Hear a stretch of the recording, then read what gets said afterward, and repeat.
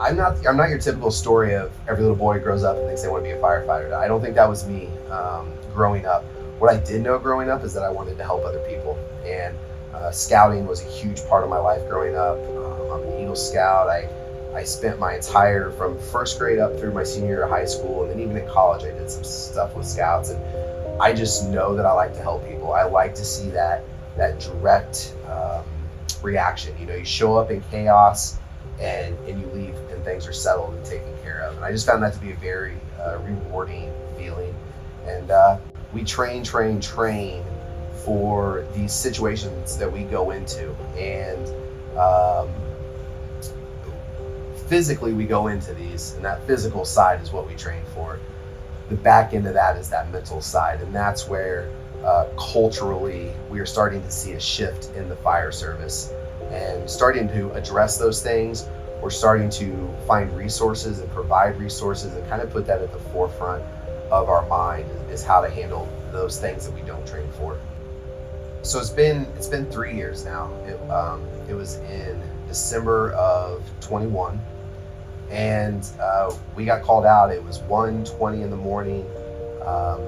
Vehicle collision with extrication, something that we run quite often, that we don't think twice about. You're in game mode essentially.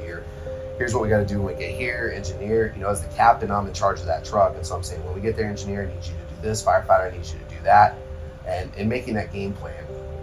We get there, this vehicle's on its top, completely decimated. I couldn't even really tell what make or model of vehicle it was. And I walked up to the vehicle, and there were two people there, some bystanders, that said, someone's still inside.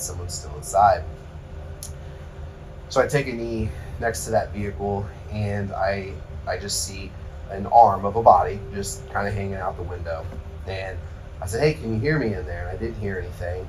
So I grabbed his hand, and I said, if you can't talk, squeeze my hand, because sometimes people are in shock. Didn't really hear anything. So at that point in time, I picked up the our hydraulic tools that we use, the spreaders, to spread the door open. So I go to spread the door, and as we pull that person out, it was one of my really good friends that I had known for many years. Also, one of my employees that on my side company that I own worked for me. Less than 48 hours before that, he was at my house playing with my kids. And just that moment of realization of holy crap, this is actually what I think it is. And then you start thinking about all the ways that's going to affect you and those around you. How am I going to tell my kids? My wife happened to actually be in the state of California that week on a trip, and the kids were at home, so then I had to go to my parents' house in the morning to pick my kids up. To this day, my daughter goes, I've only seen you cry twice in your life. And that's one of them.